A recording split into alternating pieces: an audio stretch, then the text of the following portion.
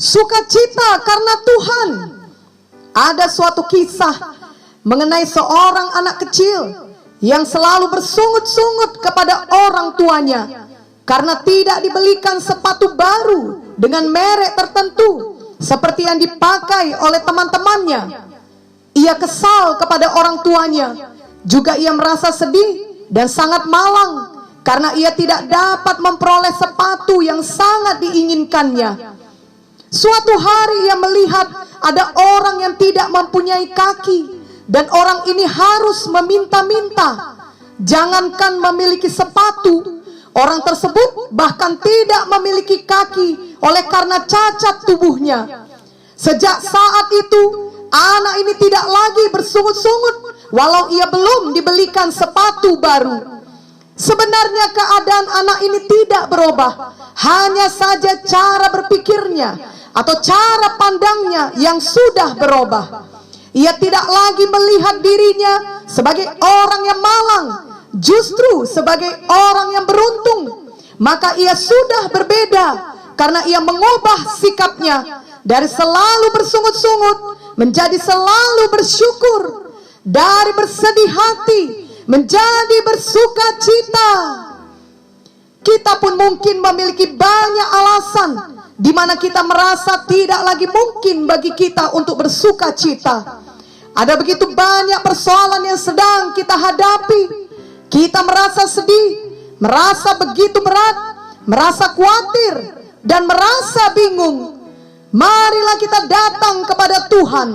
Marilah kita datang kepada firman Tuhan. Firman Tuhan yang kita percayai berkuasa mengubahkan cara berpikir kita. Sama seperti kisah anak tadi, walau keadaannya belum berubah, karena cara berpikirnya sudah berubah, maka perasaannya berubah, sikapnya berubah, tindakannya pun berubah. Firman Tuhan dalam Yesaya 54 ayat 10 berkata, sebab biarpun gunung-gunung beranjak dan bukit-bukit bergoyang, tetapi kasih setiaku tidak akan beranjak daripadamu, dan perjanjian damaiku tidak akan bergoyang. Firman Tuhan yang mengasihani engkau. Mungkin kita sedang mengalami bencana yang begitu hebat, tetapi bila kita mengingat, walaupun terjadi bencana sampai gunung beranjak dan bukit bergoyang, kasih setia Tuhan bagi kita tidak akan beranjak. Begitulah dahsyatnya kasih setia Tuhan. Kasihnya tidak berubah seperti kasih manusia. Manusia tidak ada yang sempurna. Orang yang selama ini mengasihi kita pun masih dapat menyakiti kita, ataupun tidak setia lagi dan berubah hatinya terhadap kita. Namun kasih Tuhan tidak pernah demikian. Kita dapat bersandar dan berharap senantiasa kepada kasih-Nya yang kekal. Ketika kita merenungkan hal ini dan mempercayainya dengan segenap hati kita, maka kita bisa bersuka cita oleh karena Tuhan saja. Bukan karena bencana tidak ada lagi menimpa kita, bukan karena sekeliling kita sudah berhenti menyakiti kita, tetapi karena kita menyadari di tengah semuanya itu Tuhan tidak berubah. Tuhan Yesus tetap mengasihi kita. Daud mengalami banyak persoalan, banyak kesedihan dalam hidupnya. Ayahnya sendiri tidak menganggap dia dapat terpilih sebagai orang yang diurapi Tuhan. Nabi Samuel juga awalnya lebih memilih saudara-saudara Daud dibanding dirinya. Ketika Daud bertanya mengenai Goliat, Eliab kakaknya menjawabnya dengan kasar dan menganggap ia memiliki hati yang jahat. Kemudian ketika Daud sudah berhasil membunuh Goliat, Raja Saul justru iri hati kepadanya dan memburu dia terus-menerus karena hendak membunuh dia. Ketika Daud sudah menjadi raja dan berusia lanjut, ia masih memiliki banyak persoalan. Anak-anaknya sendiri berkhianat dan melawan dia. Namun di tengah semuanya itu, Daud selalu mendekat kepada Tuhan. Dia mencurahkan perasaannya kepada Tuhan, karena ia tahu hanya Tuhan yang dapat menolongnya, menenangkannya, menghiburnya, dan mengkuatkannya. Kita dapat membaca banyak mazmur yang awalnya sepertinya dipenuhi dengan keluh kesah, namun kemudian diakhiri dengan pujian, dengan sorak-sorai. Memanglah tiap kali kita bersekutu dengan Tuhan, tiap kali kita masuk ke hadirat Tuhan, kita pasti diwabahkan seperti yang dialami Daud. Ada beberapa ayat dalam Mazmur di mana Daud dengan jelas mengatakan bahwa ia bersuka cita karena Tuhan. Mazmur 9 ayat 3 berkata, "Aku mau bersuka cita dan bersukaria karena Engkau, bermazmur bagi namamu ya Maha Tinggi." Mazmur 104 ayat 34 berkata, "Biarlah renunganku manis kedengaran kepadanya, aku hendak bersuka cita karena Tuhan." Kitab Mazmur juga mengajak kita semua untuk bersuka cita karena Tuhan. Mazmur 64 ayat 11 berkata, "Orang benar akan bersuka cita karena Tuhan dan berlindung padanya. Semua orang yang jujur akan bermegah."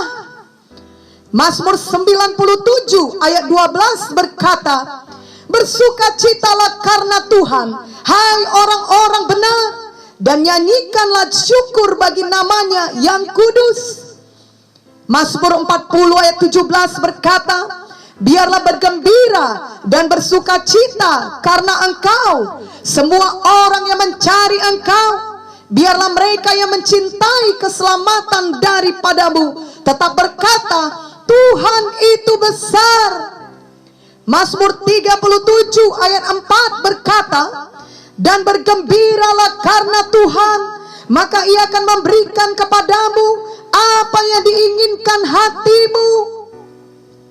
Mari kita senantiasa memohon pertolongan Roh Kudus, sehingga firman ini selalu hidup dalam hati kita, selalu kita ingat, dan dengan demikian kita dimampukan untuk bersuka cita setiap hari karena Tuhan. Walau situasi kita belum berubah, kita tetap bersuka cita. Kita tahu bahwa Tuhan yang memegang kendali, dan situasi itu akan berubah pada waktunya Tuhan. Walaupun orang-orang dapat berubah, hari ini mereka bersikap baik, esok hari mereka menyakiti kita, namun kita tetap bersuka cita. Kita tahu bahwa Tuhan Yesus sangat mengasihi kita, dan Ia tidak pernah berubah. Memang hanyalah karena Tuhan saja, karena kita berada dalam Tuhan, karena kita bersama Tuhan, maka kita dapat bersuka cita setiap hari dalam kehidupan kita. Filipi 4 ayat 4 berkata, "Bersukacitalah senantiasa dalam Tuhan." Sekali lagi kukatakan, bersukacitalah. Roma 12 ayat 12 berkata, "Bersukacitalah dalam pengharapan, sabarlah dalam kesesakan, dan bertekunlah dalam doa." Nehemia 8 ayat 11b berkata, "Jangan kamu bersusah hati, sebab sukacita karena Tuhan itulah perlindunganmu." Walau tentunya kita tidak langsung sempurna dalam hal ini, namun biarlah kita terus bertumbuh setiap hari.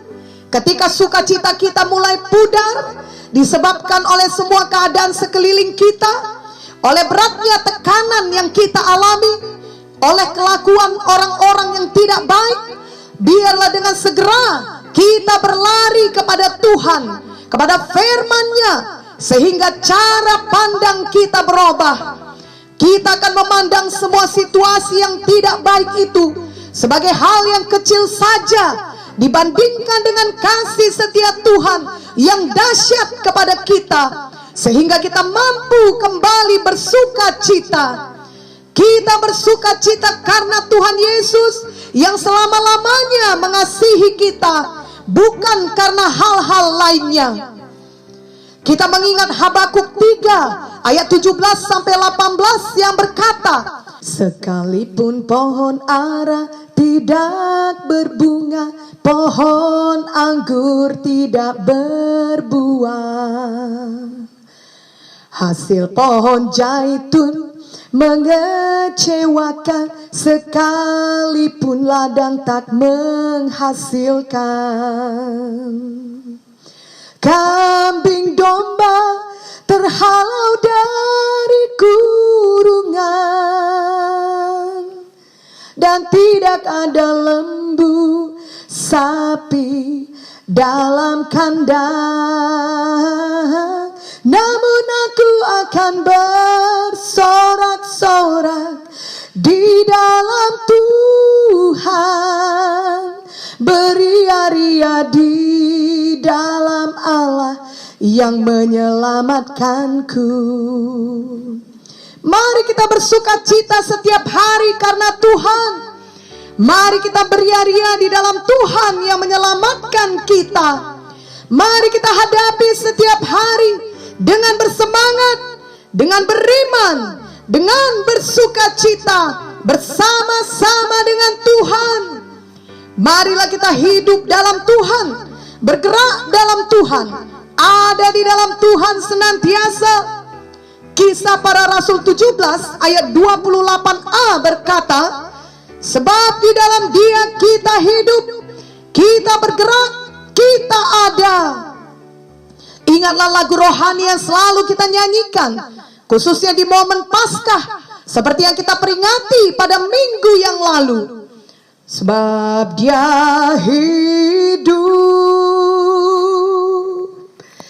ada hari esok. Sebab Dia hidup, ku tak gentar, karena ku tahu Dia pegang hari esok. Hidup jadi berarti sebab Yesus hidup. Karena Yesus hidup dan kasih setia yang kekal selamanya kepada kita, maka kita tetap bersuka cita menghadapi kehidupan kita setiap hari, sampai kepada hari di mana Ia akan datang menjemput kita semua, anak-anaknya yang percaya kepadanya.